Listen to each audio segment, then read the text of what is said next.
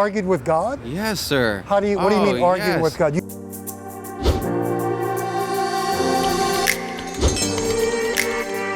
I believe there is a hell. I believe there is a heaven. I believe in everything we do on a daily basis, we constantly have a choice, right? And so heaven and hell is just another one of those choices we all have to make. Where do we want to go? Okay. And we get to choose. By the goodness of God, he gives us free will in order to determine our own destination. Okay. So it's A or B pretty much. Choose me, serve you, the Lord God, today. A, and then B, if you don't choose, off with your heads, like the French Revolution, right? You know, it's funny because I actually had that argument with God, right? Oh, you did? Yeah. You argued with God? Yes, sir. What do you mean arguing with God? You talk to God? I speak to the Lord every day. Does he talk to you? Yes, sir. He talks to you? Yes, sir. Wait. Audibly? This him, and he walks with me, and he talks with me, and he tells me I am his own, right? Okay. Okay. I've argued with God. You've argued with him? What does he say? I've, I said,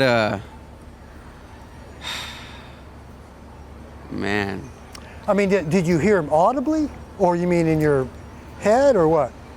So. I'm just curious.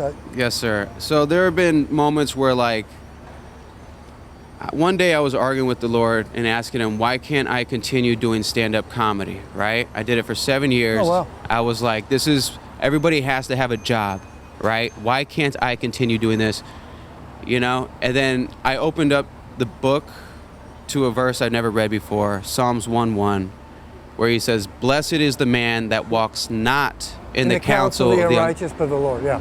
Nor standeth in the way of sinners, nor sitteth in the seat of the scornful. And it's funny because that's exactly what I was doing in the comedy clubs. You were seated with scornful people? I was standing in front of them. I was sitting with them, even listening.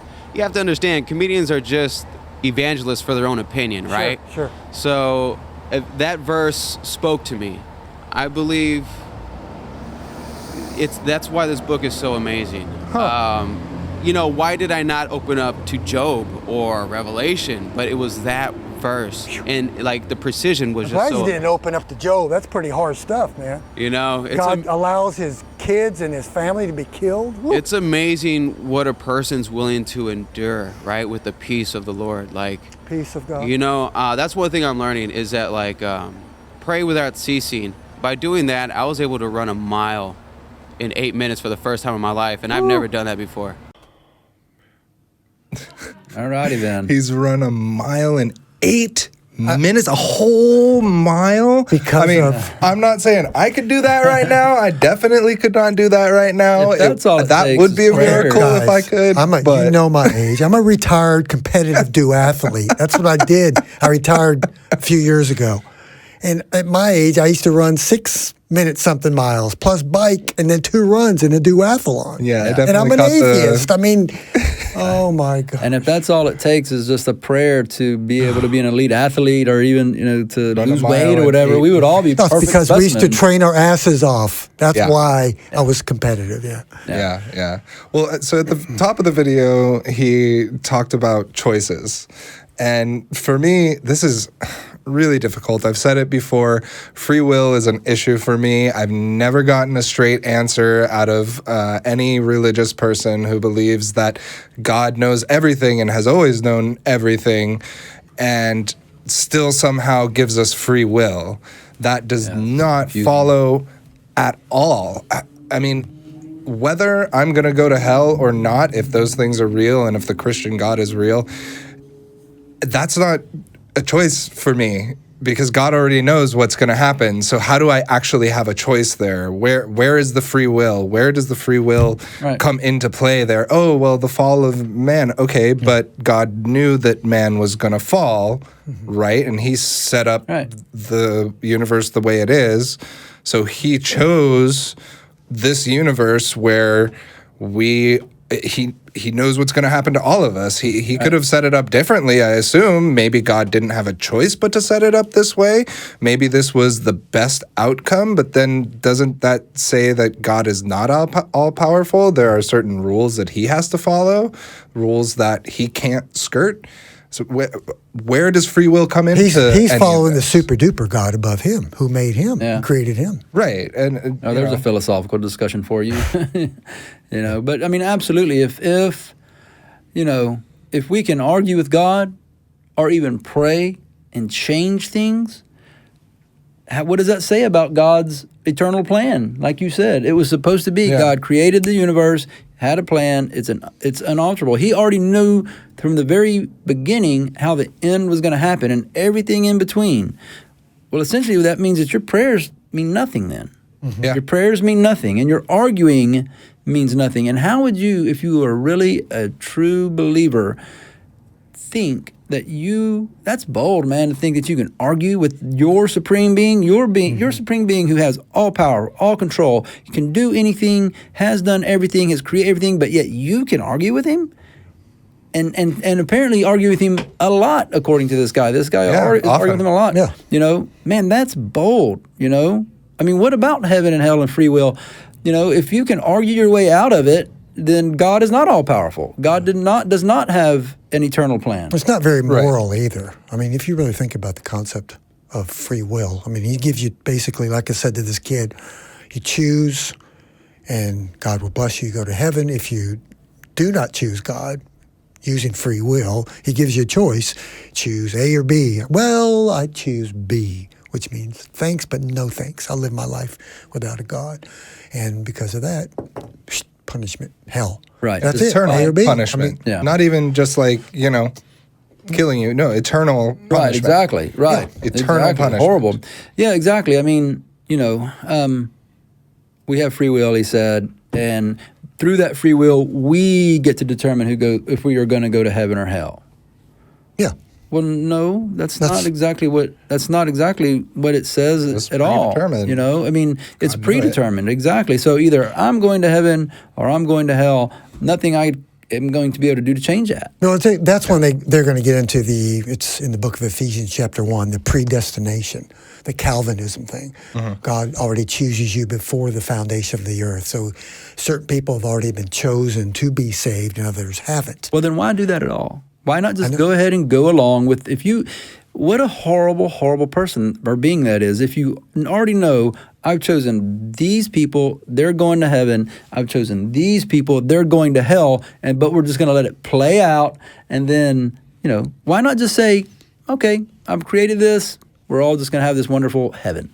Yeah. Why force these people to go through, jump through these hoops that they know nothing about, only to end up in hell?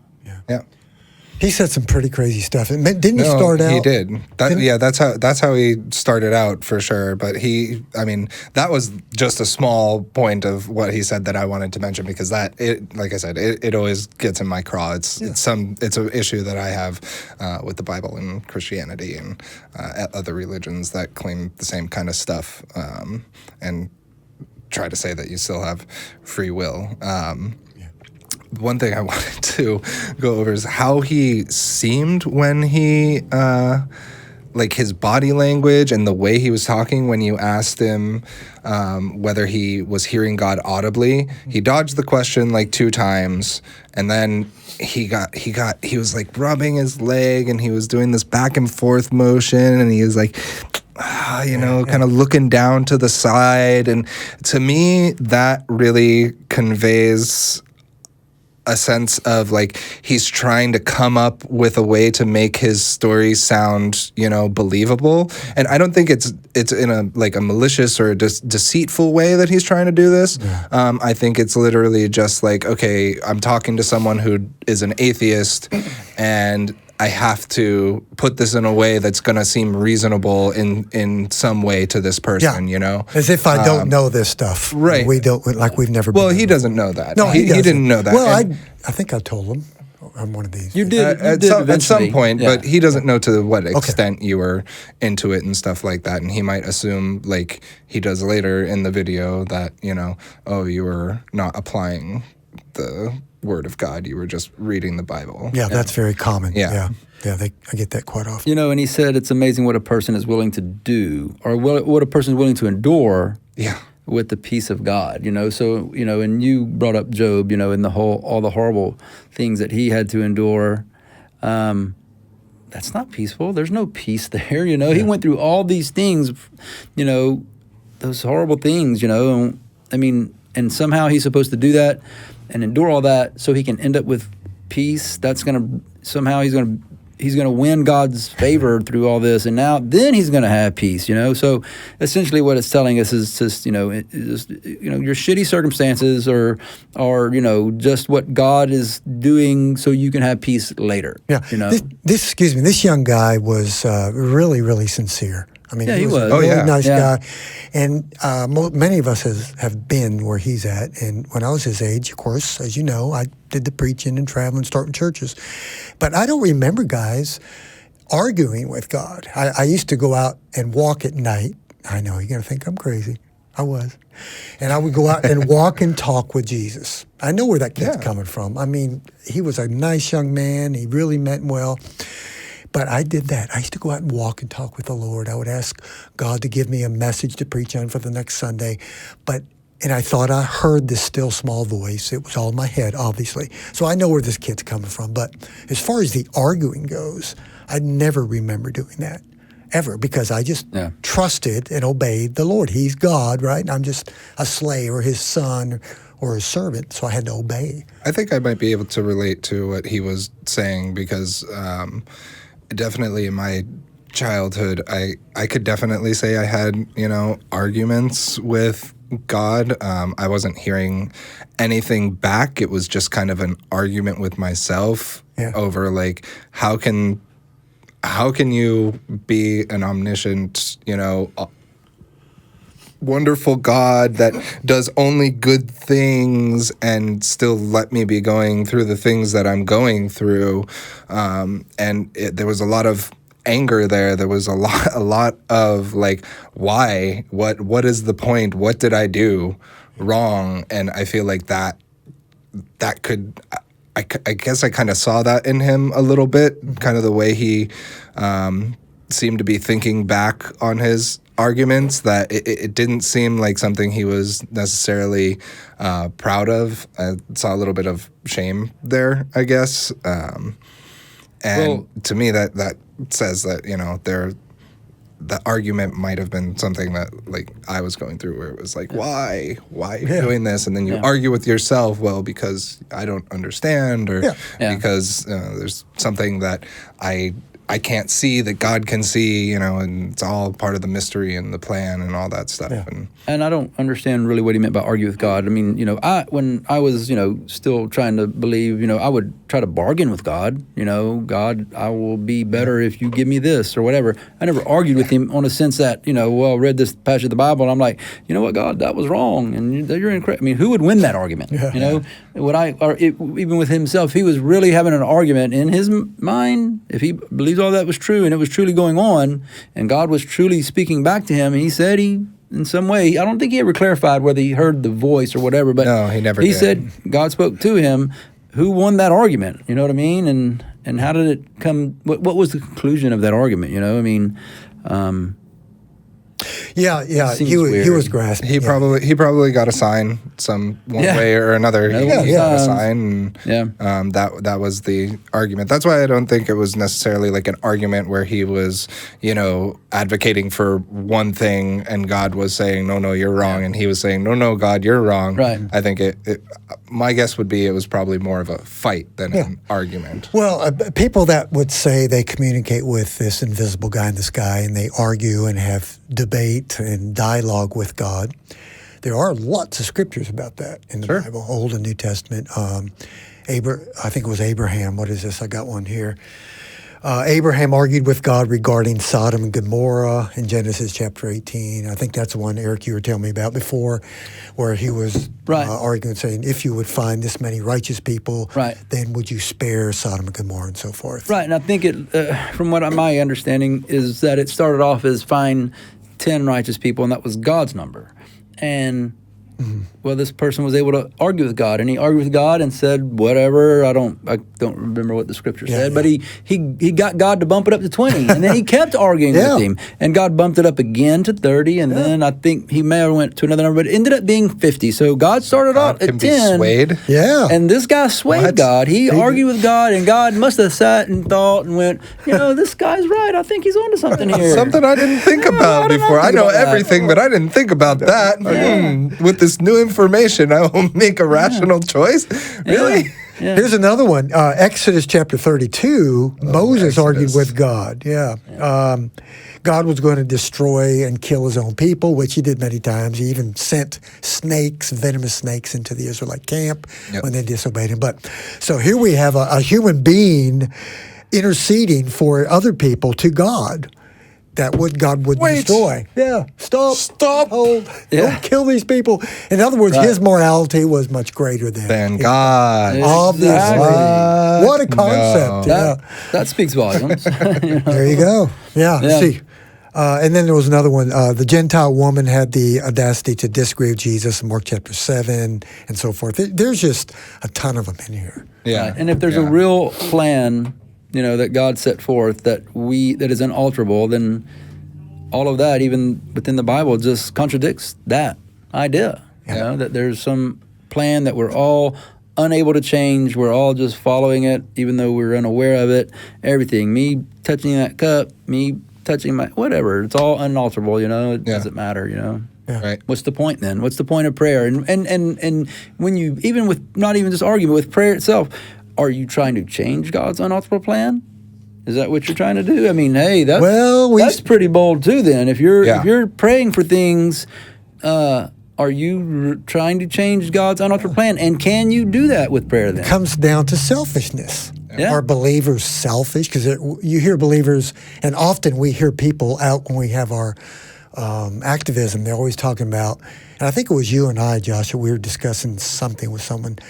And the person brought up, I was very, before I came to God, I was very selfish. Now I become selfless. But don't most believers that have not already been indoctrinated come to the Lord Jesus Christ to save their own ass from hell? Is that selfishness or selflessness? I mean, it is for them. Their prayers are based upon their basic needs, usually. So that's pretty selfish. Yeah.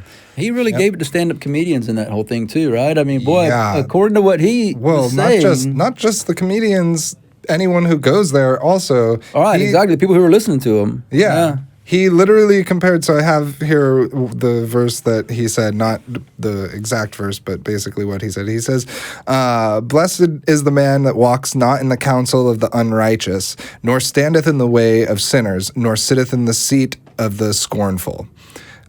And he compares that to like a comedy show, right? Which he said, as the comedian, he was standing in front of the sinners. Right. He was sitting with the scornful when he was watching other comics. sinners. Like this is ridiculous. Yeah. It's absolutely ridiculous, and it's offensive. I love going to comedy shows. Yeah. I love comedy, and I'm one of those people, like, I don't... you can make jokes about anything, and as long as it's in, good taste and not meant to offend anybody, if you write a joke that is purposely meant to offend someone, that's not good. But in my opinion, there's nothing that's off limits. And okay, who's your favorite comic of all time? My favorite comic of you like all time? Yeah. That's oh man, I don't know. There's so many different types of comedy, and everyone has their own thing. Different times, I mean. Well, my question is, this guy, asked, "Why can't I still be a comic anymore, God?" That was his thing. Well, maybe you were just a shitty comic. Maybe you weren't funny. Maybe that was the point, and maybe you're just a little bitter about it. Yeah. So I want to end this talk today by doing exactly what he did. He said he opened to this verse that I just read, and it spoke to him. It was exactly his situation. So we're going to do a little test here. I'm going to open the Bible, and I'm going to randomly point to a verse, and I'll read it, and then we'll see how it applies to our lives. Awesome. All right? Okay, so let's do this. Here we go. You can see that this is marked, but I'm going to try and not land on a marked But this is page. a Holy Bible. Yeah, it does say holy. It's holy. Okay. Yeah, there are a bunch of holes in it outside. So, yeah. All right. So, Cheese okay. bubble. There was no tag on this. Didn't. I have no idea where I am in this right now. I'm gonna point to a random spot on the page. I don't know, like right here. So we are in. What is this? Psalm Psalm 79, 79, verse 12. Return sevenfold into the bosom of our neighbors the taunts with which they have taunted thee, O Lord. Wow. Then we, thy people, the flock of thy pasture, will give thanks to thee forever. From generation to generation, we will recount thy praise. So definitely that can apply to anybody. Yeah, absolutely. Like, Yeah, I mean, what it says is return sevenfold the taunts of our neighbors. That what is it saying that they were taunting us, so return that sevenfold to them. You know, so they're asking God to treat their neighbor pretty shitty. Yeah, you know? yeah. I mean, and yeah, if you were a horrible person, you could use that. You know, I could absolutely think about that within even context of work. You know, and people who might be because there's politics at work and people who are trying to rise to the top and maybe saying shitty things about me to do that, and I mean, I could absolutely use that to Guys, I'm getting nothing, Yeah. man. I was actually just praying like I used to. I didn't get anything. I just didn't come up with anything. I'm rusty, man. Well, it's the plan, David. The plan was that you wouldn't get anything. That's it. all right, guys. Well, this has been a fun talk. We will see you next time. All right, guys. See y'all next time. Bye.